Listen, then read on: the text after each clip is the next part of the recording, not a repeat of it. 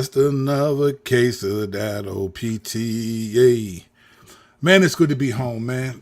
Oh, good to be back in the DMV. Cali was great. 6 weeks out in Cali with my boys. On sabbatical, preaching in another church. But the Lord brought us back home, and we back. So now we got to talk about this. Kurt Kennedy B&B, blessed and broke. California robbed me. Blindly robbed me. But let's talk about this, man. Listen.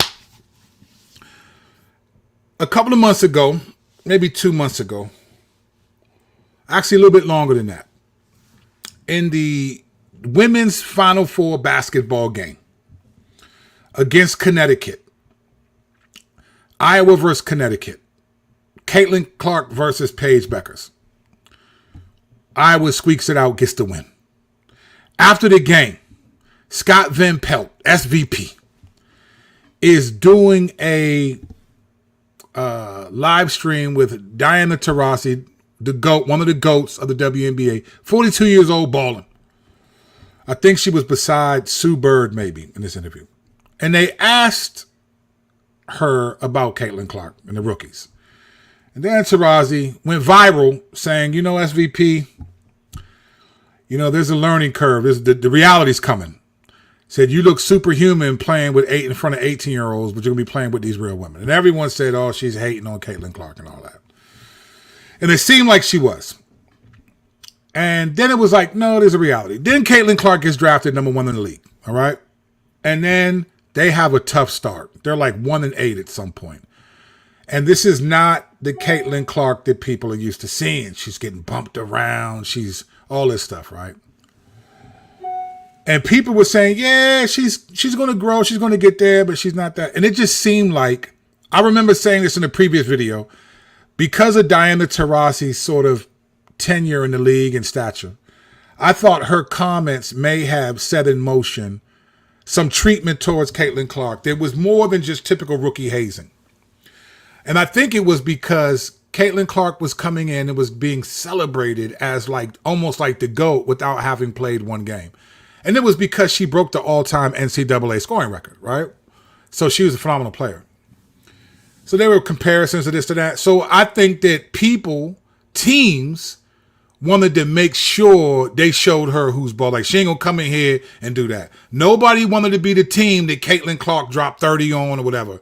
They ain't want that. She ain't breaking no records against us. So people were pushing her, knocking her to the ground, hard fouls. Her game she wasn't really crossing over that much. She, some of the stuff that she could easily do in college, she wasn't doing. And Taurasi was right. You had players coming out saying she's the number 1 scouting report.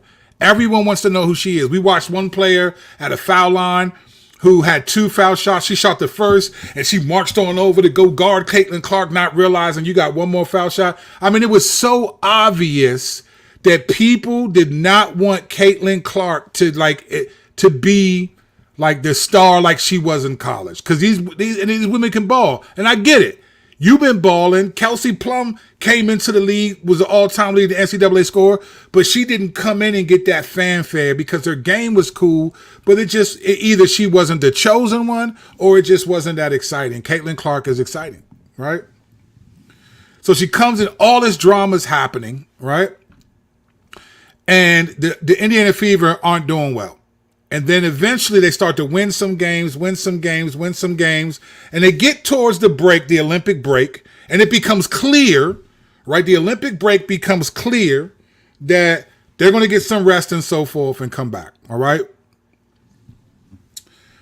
Now they're back, and they've played 2 games, and Caitlin Clark is looking crazy. 29 points in the first game, 23 in the second, I think. 23, 9 assists. I forgot she had a 29-point game. She's balling. She breaks the rookie assist record that was set by, I think her name is Ticina Pellichinero. I'm sorry, I got her name wrong. But at least be glad that I know at least some of it. But she broke her record from 30 years ago. A 30-year record. 30-year record Caitlin Clark broke in under 30 games. 30-year record. She broke it in under 30 games, right? On the other night. Yeah, I think it was yesterday against the Seattle Storm. It's time to be honest now. it's time to be honest and make another comparison. Because when you look at how players are still reacting, now keep in mind that there was an all-star game. Everybody looked lovey-dovey. The USA All-Stars beat the Olympic team. They smacked them. Caitlin Clark was one of the people. Now, Arike, she was the star of the All-Star game. She was balling. That girl was ridiculous. If you don't like female basketball, you ain't watched the WNBA.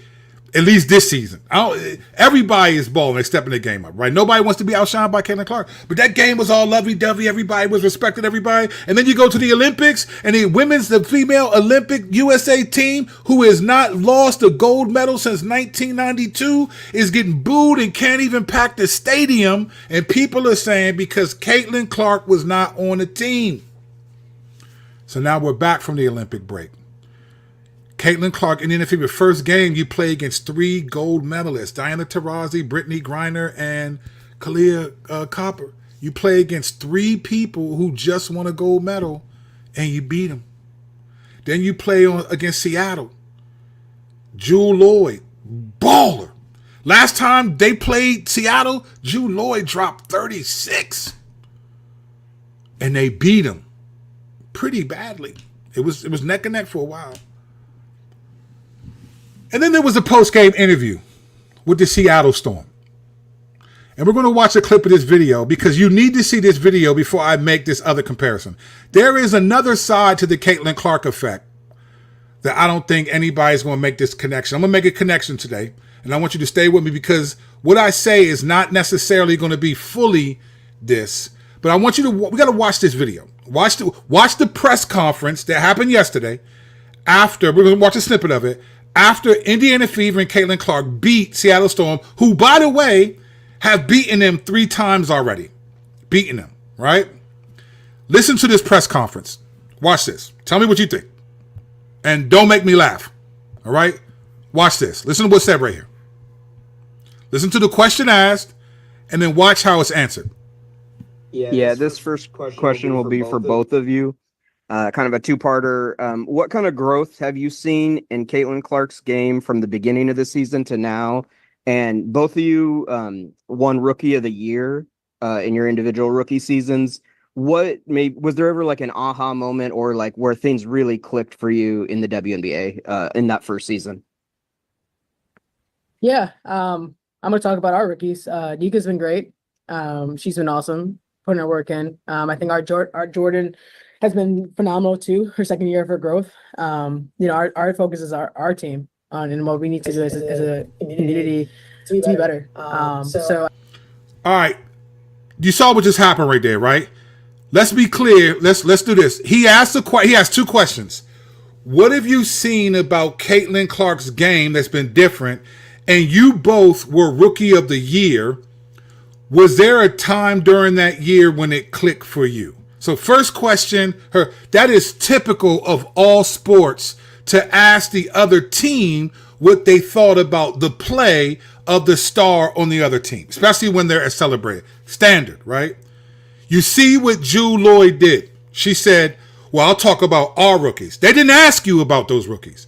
Those rookies aren't making headlines. Those rookies they're not household names.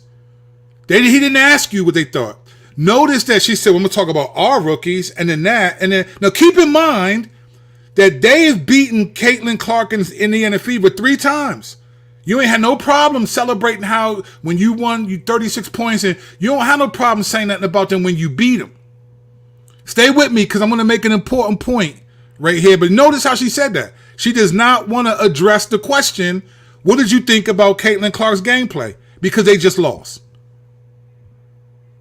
Listen to what happens here. I feel like what this group has in the locker room has made us better, and that's the biggest importance for us is focus on our personnel and what we need to do to get things going. Notice he didn't ask about Seattle and your team, at least not this question. He asked you, what did you think about Caitlin Clark? And because you both are Rookie of the Year winners, what was the click like? When did it click in for you? And Jewel Lloyd didn't even, I'm going to talk about our rookies, didn't even want to mention it. All right? Let's keep going. Nick, as far as like your rookie season, was there anything that kind of clicked for you in that first year? Sorry, can you repeat that? During your rookie season, was there like anything that kind of clicked in the middle of the season that for you to kind of give you the confidence for you to excel at the WNBA level? Well, similar to a lot of the rookies this year, for me, my rookie season was also in an Olympic year. And so I can imagine, as you see a lot of players coming out of this break, working on things, it's clear that you see that across the league. Definitely saw that tonight, obviously from Caitlin. And, that break really does make a difference. I think as a rookie, it's something that allows you to kind of like reset, look at tape, work on some things. So that was kind of what made the difference for me in my rookie year. And now, hats off to her because she at least had the courage to mention Caitlin Clark and them. Keep in mind, they were on the same team in the All-Star game, dapping each other up, giving assists and all of that, right?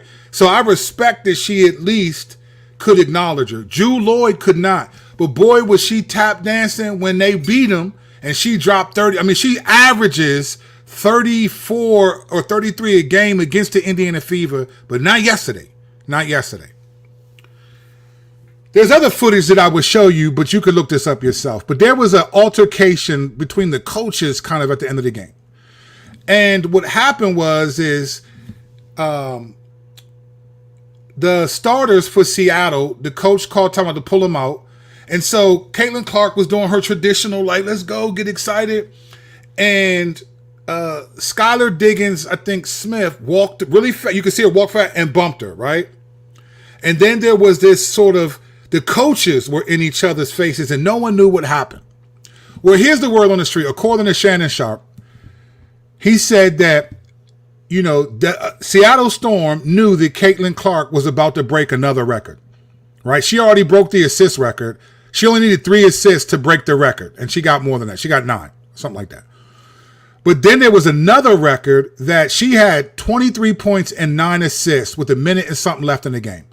He said that Seattle called timeout because they knew that she had the record. And if she would have got one more assist, it would have been the first time that, I don't know if it would have been a rookie or a WNBA player, if I'm not mistaken, would have gotten 3 consecutive games of 20 points and 10 assists in a row. So he says, and other people are saying, the Seattle coach called timeout to take her team out because the going narrative is, okay, if you take your starters out, then we take our starters out. But Indiana didn't take their starters out, and so then there was all this arguing. I should show y'all the footage. But there's all this arguing between Christy Sides and the coach for Seattle. And then Skylar Diggins Smith comes over talking about, don't touch me, don't touch me. Shannon Sharp said they did that to take their starters out because they wanted to sabotage. They were expecting Indiana to take them out, which they did, and didn't let Caitlin Clark break that record. That's what he's saying. I think he may be on to something, but obviously we don't know people's hearts. We're not the Lord. I'm not going to pretend like I know it, but I will say this.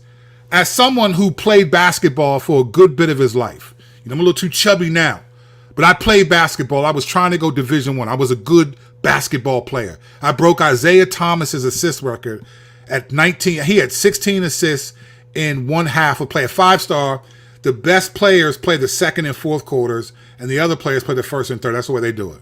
So I was there on one of the most heavily recruited basketball weeks of that time. A lot of the players I played that was there went D1 and played good college basketball. Some of them went to the NBA.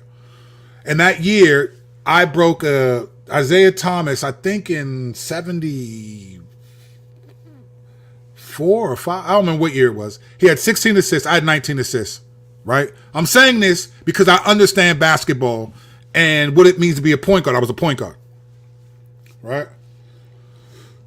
It's hard to do that. It's hard to play point, run a point.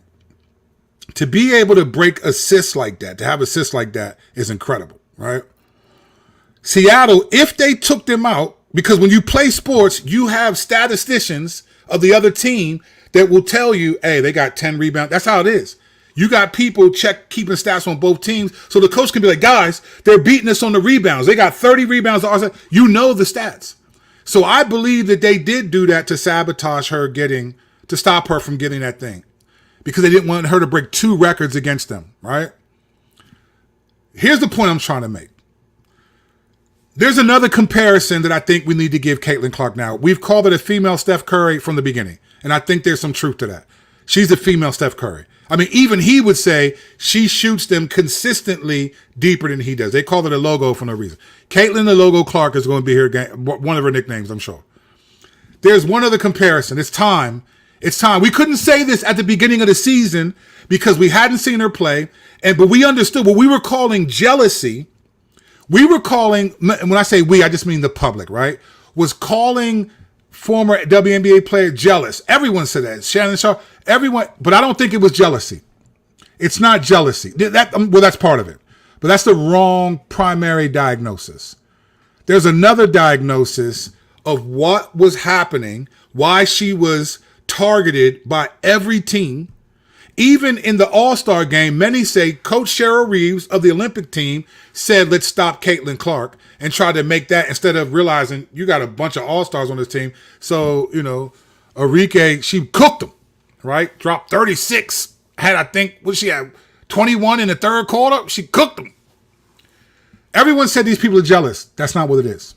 I'm sure there's some jealousy. Sure, these women are ballers. They didn't get the acclaim that she's getting. There's one more emotion that's underneath it all, and I think this is why we need to compare Caitlin Clark to another athlete. Let me tell you the athlete, and then let me tell you the emotion, and then let me tell you why. We need to compare Caitlin Clark to Tom Brady. She's not just a female Steph Curry, she's a female Tom Brady. Let me explain why. Because I don't mean by her accomplishments. Tom Brady is the GOAT of quarterback, NFL, quarterback position. 7 Super Bowl, all of that. Everyone. That's not why I'm calling her the female Tom Brady. I'm calling her the female Tom Brady because of the other emotion besides jealousy that many of these people, women in the league at least, struggle with. Here's the emotion that's not just jealousy that they struggle with. It's fear. It's fear. They are afraid of the Caitlin Clark that they saw in Iowa. No one wants to be embarrassed by that. No one wanted that Caitlin Clark to shine. So when Diana Taurasi said, you're going to come to the league, there was a bullseye on that woman, that young woman's back from the get-go. They did not. And then it became, it's a race thing. It wasn't about no race. I'm a black man from the hood. I understand. It wasn't about no race. We all could see that. Only people who were just, it wasn't about race. This was about fear, not wanting to be embarrassed, not wanting her to shoot logo 3, not wanting to do that, right? I can give you multiple examples of why I believe this to be true, but I'm just going to use the example that we just looked at in that video. When they asked her, keep in mind, Seattle Storm they played 4 times against Indiana, and they've smacked them 3 out of the 4 times. This time they lost. This after the Olympic break where Caitlin got some rest. This after they just beat Phoenix 2 days before, who had 3 Olympic gold medalists on that team. Beat Phoenix. And keep in mind, the last time they played Phoenix, they beat them. They swept Phoenix. But Kalia Copper was cooking in that second half. She almost single-handedly brought Phoenix back to win that game. She was cooking. They got 3 Olympic gold medalists. These women are feeling themselves. And don't say, they retired in the Olympics. Man, they made a Nike commercial talking about all these people compete for second place. They had no question of whether or not they were going to win. In fact, Diana Taurasi didn't even play a lot of the Olympics. She was out riding the pot. She was chilling. She was coaching, right? They're cooking. Why wouldn't Jewel Lloyd answer the question? Why would you say, we're going to talk about our book, and just ignore Caitlin Clark as if you're upset at her? Let me tell you what's happening right now. This is what people are. They're afraid. Caitlin Clark is the female Tom Brady in the fear sense. You see, this is what Tom Brady had. He was a great quarterback, no question. But you know what Tom Brady had? So if you play sports, right? Because I play basketball, I know this. If you play sports, you will hear this all the time. The game is 90% mental, whatever, right? I don't know what the percentage is for real, but they'll tell you it's a mental game. It's physical, but it's more mental than physical. Let me tell you why they say that. because if you're playing against a player that is a dog, right? Like Tom Brady. I don't know. Remember that multiple times in his career, they would be down like 21 points, 28 points in the fourth quarter. And Tom Brady would be in the huddle like, nah, bro. Nah. We not doing that. We going to win this game. And we watched, all of us, if you watch Tom Brady play, if you've watched any of his career for real, all of us sat there and were like, you have to be kidding me. This dude is down, their Patriots are down 28 points in the fourth quarter, and this dude brought them back to victory. What that does mentally, psychologically to an imposing team is say, we can't even be comfortable when we have a lead because this dude can will his team to come back.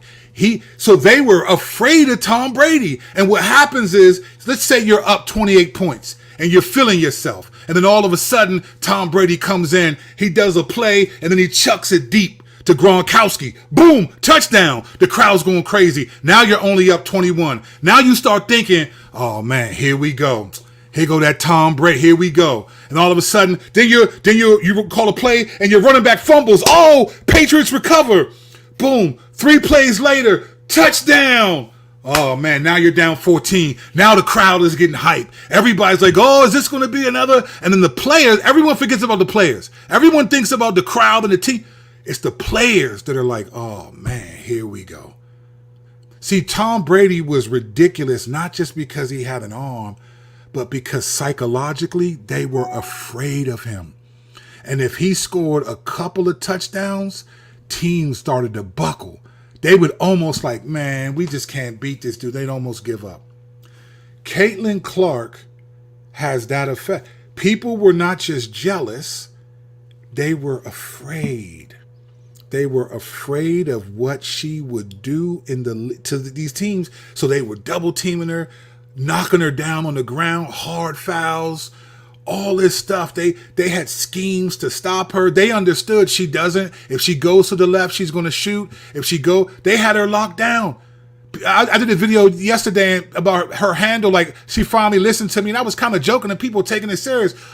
I just said she needs a handle. This was over a month ago, and now she's like, well, she's always had it. No, she did not.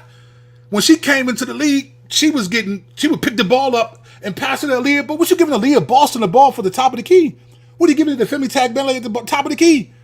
You're the point guard. You giving it to the center at the top of the key because she was afraid to kind of do it. But now she's like, and now she's going to the hole. The fear is coming. And the fear is, man, she's going to embarrass us. They don't want that. Jewel Lloyd is ridiculous. She's a great basketball player. She should have answered that question about Caitlin's growth like it was nothing. Now, granted, she's competitive. She lost. Maybe she's angry. No, you've been hearing, listen, all these teams watch ESPN. They watch the YouTube channels. Don't think they don't Google Caitlin and they see what people are saying. They know it. These women are tired of it. They're tired of hearing her name.